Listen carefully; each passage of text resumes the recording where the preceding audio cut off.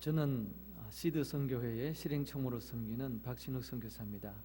저는 83년도에 미국에 신학교 유학을 왔습니다. 그래서 그 첫 학기에 신학교에서 하는 선교 대회에서 하나님께서 모든 민족을 창조하셨기 때문에 모든 민족을 사랑하신다는 그 메시지를 처음 이해를 했습니다. 그래서 약 98% 가까운 풀타임 하나님의 사역자들이 교회 안에서 일을 하고 있고, 불과 2%가 좀 넘는 하나님의 사역자들이 교회 밖에서 세상에서 일을 하고 있다는 그 통계를 보고 성격이 좀 급하니까 앞뒤에 앉아해보고 그냥 선교사로 헌신을 했습니다. 근데 그때 선교대회에서 참 부러웠던 것이 무엇인가 하면은 그 신학생들을 선교사로 모집하기 위해서 약 한 50개 가까운 서구 선교단체들이 부스를 마련하고, 지금 밖에 보시는 것처럼 그 상담하면서 선교사들을, 후보들을 리크루트하고 있는 거예요. 그때 저희 신학교에 한국 학생이 한 40명이 있었고, 그리고 선교에 헌신한 그 형제들이 한 10분 정도 모여서 매주 선교 기도를 하고 있었습니다. 그때 부러웠던 것은, 우리 미주에도 한인 선교기관이 있었으면 좋겠다. 한인 선교기관이 여기에 와서 부스를 마련해서 우리 선교사들을 리크루트하면 얼마나 좋겠는가 하는 그런 생각을 했어요. 그때 한인교회의 숫자가 83년도에 2,000개라 그랬습니다. 그래서 저희들이 기도하면서, 하나님, 2,000개 한인교회에서 2,000명의 한인 선교사가 나오게 하여 주시옵소서, 그런 기도를 그때 했었습니다. 그런데 미국 선교기관으로 가서 약 한 1기, 2기를 하고 돌아와서 미주에서 한인교회들을 위한 선교기관을 해야 되겠다, 그런 비전을 가지고 여러 단체를 두드렸는데 1기만 해가지고는 억셉트를 하지 않더라고요.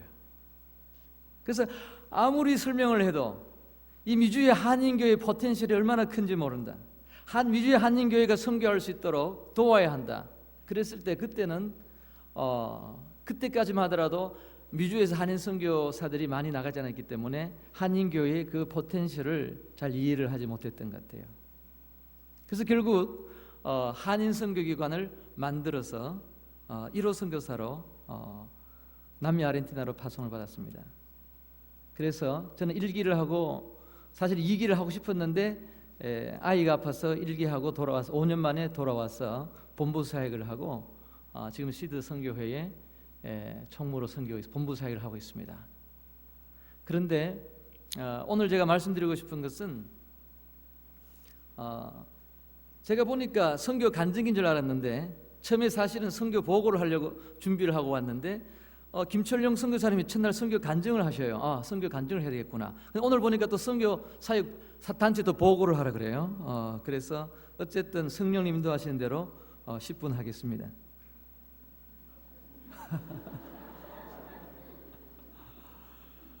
지금부터 10분 하겠다는 거예요?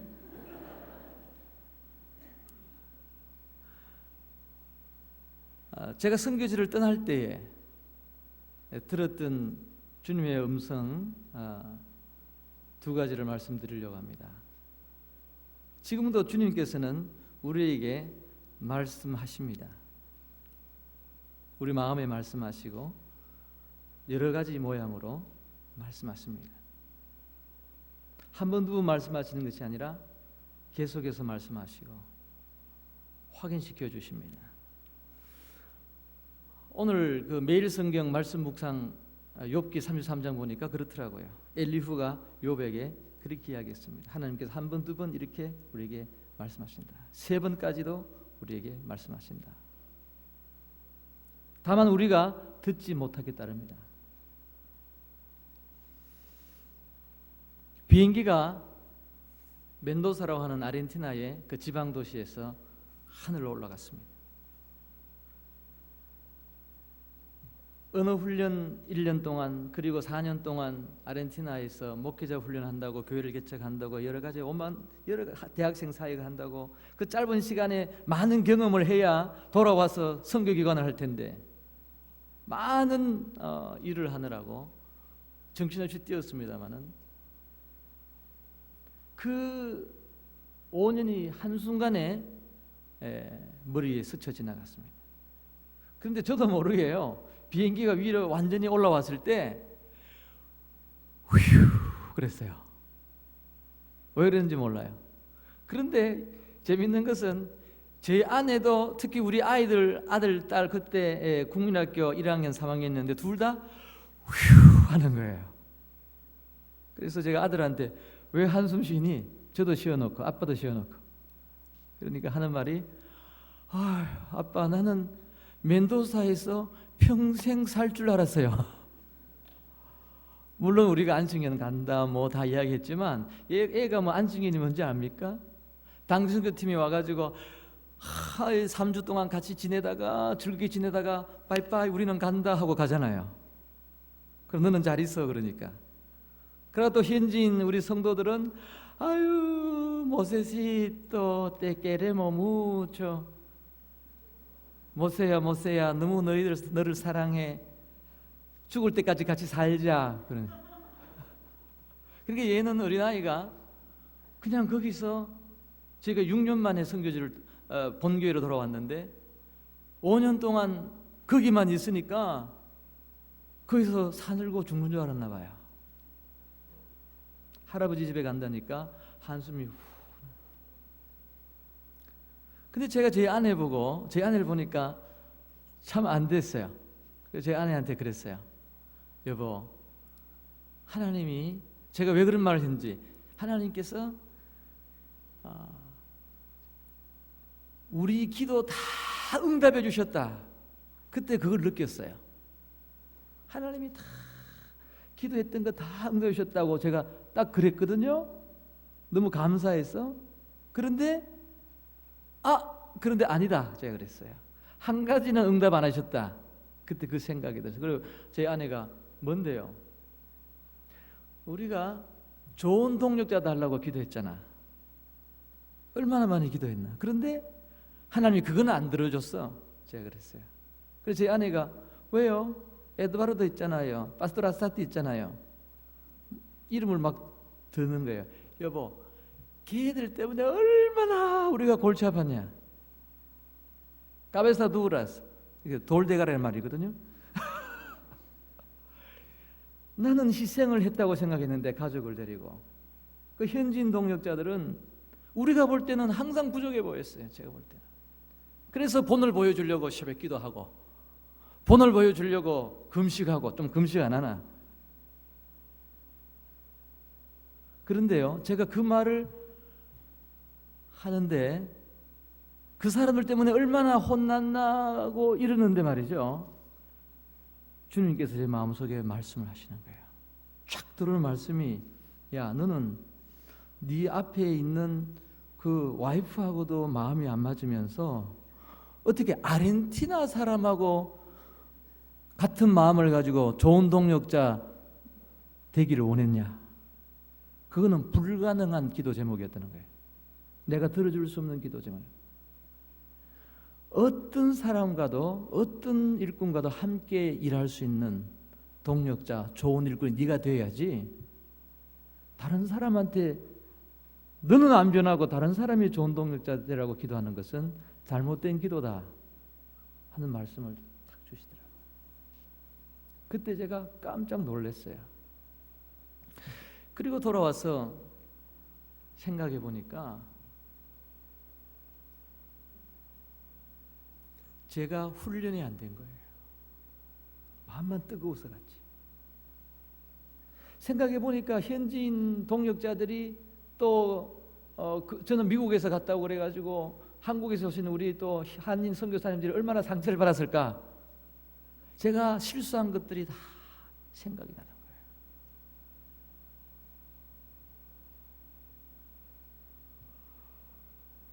너무 현지인 동력자들에게 미안한 거예요.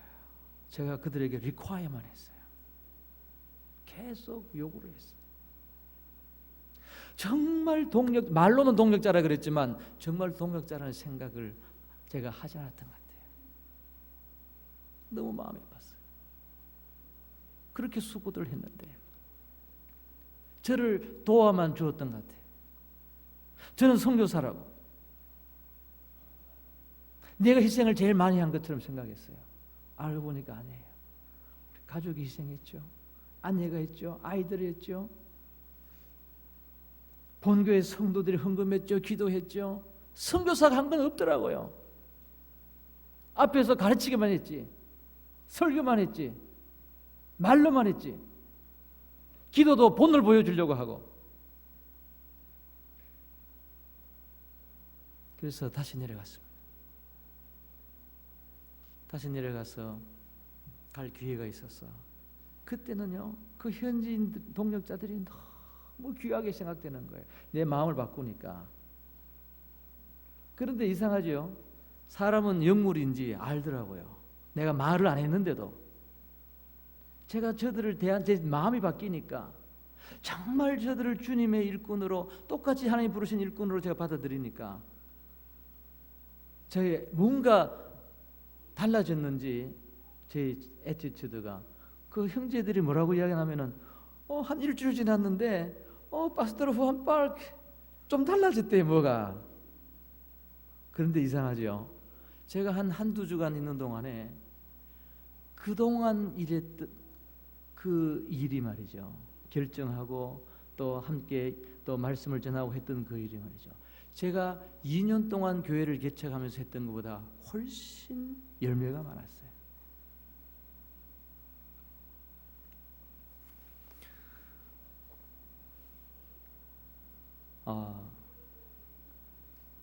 이번 선교대회를 통해서 하나님께서 많은 분들을 부르실 거예요. 준비해서 가셔야 돼요. 무슨 준비를 해야 되느냐?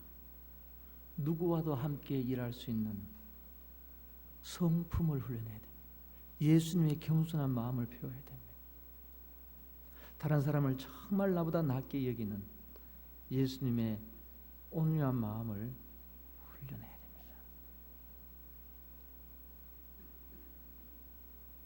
선교사 훈련이 우리 준비가, 우리 평신도 선교사들이 앞으로 평신도 선교 사역자들이 많이 나올 텐데, 다른 준비보다도 나의 인격과 성품, 예수님을 본받는 이 훈련 하시고 가시면 열매를 맺으십니다. 또 한 가지의 음성을 제가 들었던 것은 뭐냐 하면은, 제가 제 아내한테 또 그랬어요. 여보, 저기 서가지고 밑에 앉아있는 제 아내한테, 여보, 야, 만일 말이지 우리가 그 촐라 아줌마 집 옆으로 그 옆집을 우리가 렌트 안 했으면 어떻게 됐을까? 제가 그랬어요. 그래서 주님께서 제 마음속에 탁 하시는 말씀이, 야 이놈아, 네가 그 집 렌트했냐?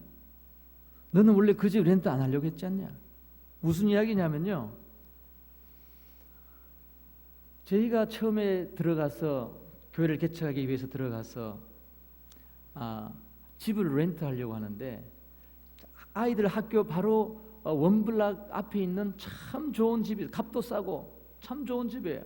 그런데 그 집을 계약을 다 했어요. 그런데 그 주인이 제가 개신교 목사라는 것을 알고 그것을 취소해버렸어요. 그래서 저는 기도 응답 받았다고 다 알려줬는데 취소됐으니까 하나님 이럴 수가 있습니까?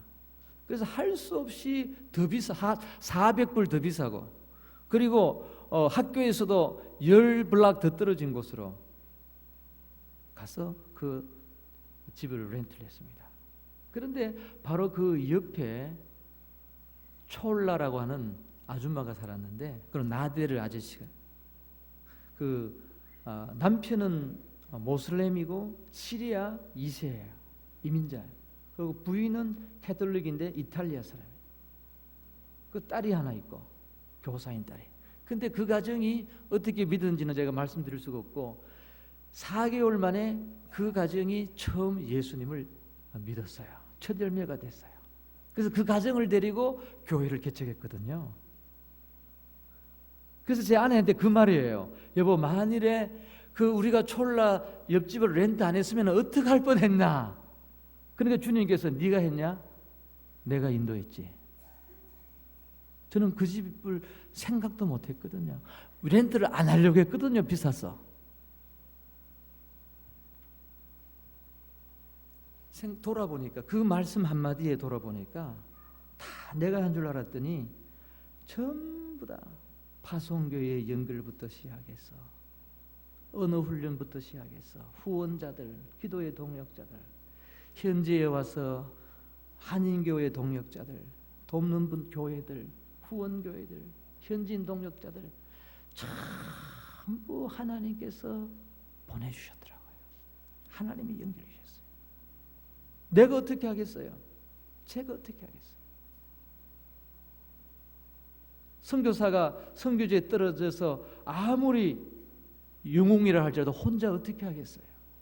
교회가 파송하고 교회가 도와주고 하나님이 인도하셔서 보니까 전부 하나님이 인도하셨어요. 그래서 깜짝 놀랐어요. 저는 내가 한 줄 알았는데. 앞으로 우리 한인교회가 많은 선교의 일꾼을 일으켜서 모든 민족 가운데 보내야 되는데 어떤 문제가 있는가 하면요, 저희 시드 선교회는 교회를 섬겨서 더 많은 선교 일꾼이 나오기 위해서 그분들을 훈련해서 우리 보내는 그런 사역이지만 교회마다 성도들이 선교에 헌신을 해도 나가려고 하지 않습니다. 하나님이 막 부르셔서 마음은 뜨거워도, 하나님이 내 마음을 감동해도 손을 들고 손을 또 들었다 할지라도 헌신해서 순종해서 나가는 건 참 어려워요. 왜냐하면은 내가 할 수 있을까? 내가 할 수 있을까? 그런데 생각해 보니 하나님이 저 같은 사람을 부르셨다면은, 쓰실 수 있다면은 여기에 계신 모든 분들 다 선교지에 순종해 가시면 열매를 맺을 수가 있습니다. 제가 얼마나 부족한 사람인지 여러분들 몰라서 그래요. 만일 아셨다면은 지금 전부 다 아멘 하셨을 거예요. 그러므로 교회는 누구든지 순종하면 하나님께서 공급하시고 인도하셔서 선교의 열매를 맺는다는 사실을 알고, 우리 성도들이 얼마나 포텐셜이 있는지 몰라요. 하나님이 다 부르신 분들이에요. 복음을 알기만 하면은, 주님을 사랑하기만 하면은, 예수님의 마음을 본받기만 하면은, 함께 일할 수 있는 동력자만 된다면은 누구든지 가서 열매를 맺을 수가 있습니다. 이번에 오늘 저녁에 헌신하실 때에, 하나님의 감동하실 때에 누구든지 헌신할 수 있기를 바랍니다. 결단해서 이 북가주에서 수많은 선교사들이, 선교의 일꾼들이, 평신도들이 일어나게 될 것을 믿습니다.